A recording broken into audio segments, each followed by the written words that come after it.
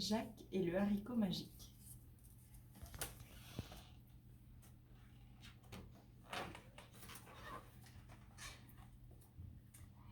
Il était une fois un jeune garçon qui s'appelait Jacques. Il vivait avec sa mère dans une ferme où il n'y avait plus qu'une seule vache.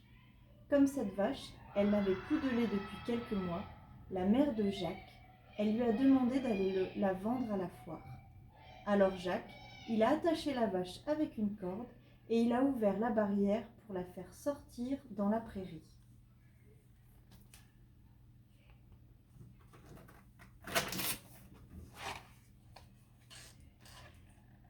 Au bout d'1 kilomètre, il a rencontré un étranger sur le bord du sentier. Il était assis sous un gros châtaignier et il a salué Jacques en lui disant « Si tu veux vendre ta vache, moi, je te l'achète. Je ne sais pas combien elle coûte, mais je te l'échange contre ce haricot. » Un haricot? Cette vache, elle vaut peut-être 8 pièces d'argent.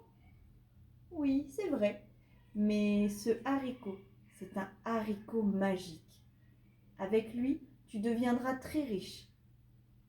Comme il avait envie d'être riche, Jacques, il a accepté le haricot.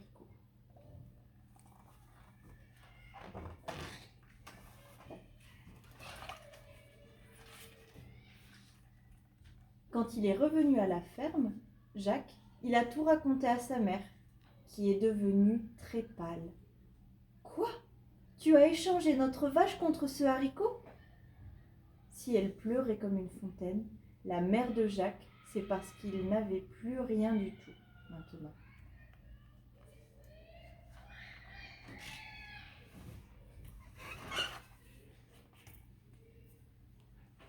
Voilà le résultat. Comme il avait honte d'avoir cru à ce conte, Jacques. C'était de sa faute s'il leur restait juste un haricot. Alors Jacques, il a jeté le haricot par la fenêtre en soupirant, et sa mère et lui sont allés se coucher sans dîner.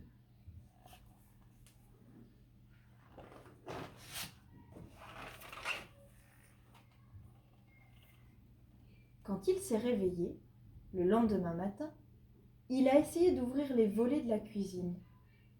Mais comme c'était impossible, il a compris que dehors, il y avait quelque chose qui les coinçait. Ça alors, c'était le haricot qu'il avait jeté la veille par la fenêtre, qui avait poussé pendant la nuit. Il avait fleuri et sa tige, elle continuait à pousser en s'enfonçant dans les nuages.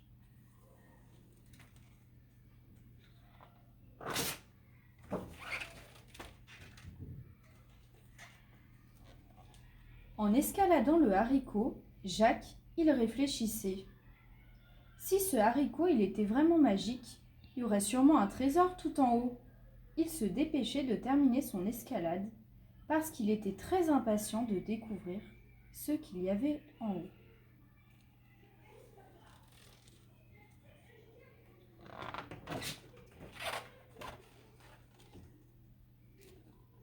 Alors, Jacques, il est arrivé devant la porte d'un château en briques qui avait l'air d'être abandonné. La mousse qui poussait sur la porte, elle était si épaisse qu'elle cachait presque tout le bois. Et il y avait aussi 2 armures complètement rouillées qui étaient placées à gauche et à droite de la porte.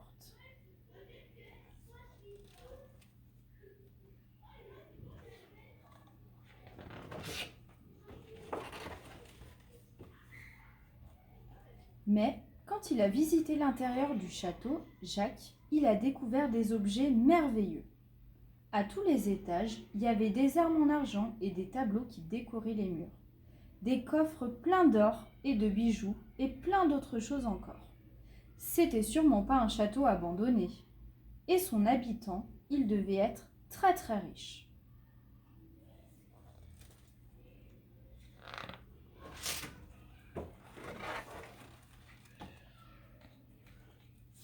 Dans la cuisine, il y avait des jambons qui cuisaient à la broche. Jacques, il avait tellement faim qu'il aurait bien mangé un jambon tout entier. Mais, tout à coup, il y a une géante qui est entrée dans la cuisine. « Qu'est-ce que tu fais là ? Tu ne sais pas que c'est dangereux pour un humain d'entrer dans ce château ? Si mon mari il te trouve, il te mangera, parce que c'est un ogre. » Alors, en soupirant, elle a dit à Jacques de se cacher derrière le buffet.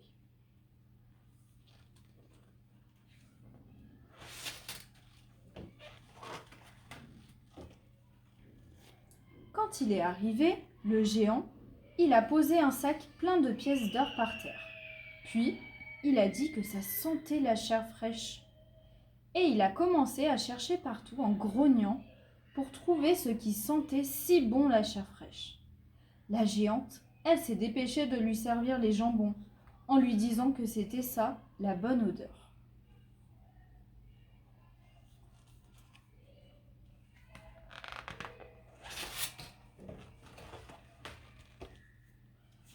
Le géant, il a avalé 2 jambons et 3 kilos de pommes de terre et d'oignons et 2 litres de vin.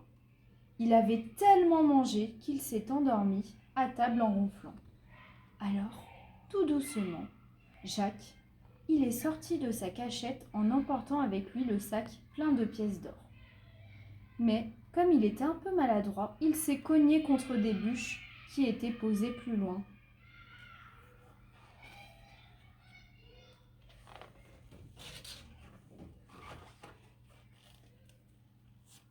Catastrophe! Jacques, il avait réveillé le géant. Et maintenant, le géant, il le poursuivait sur les branches du haricot magique. Mais, heureusement, comme il était très lourd, le géant, il était moins rapide que Jacques.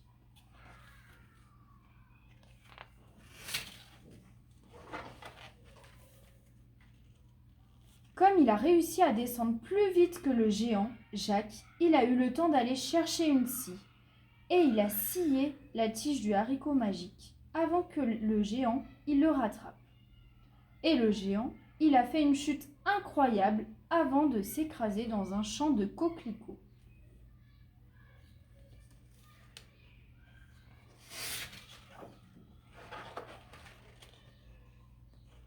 Voilà, le géant, il était mort et Jacques, il était devenu riche.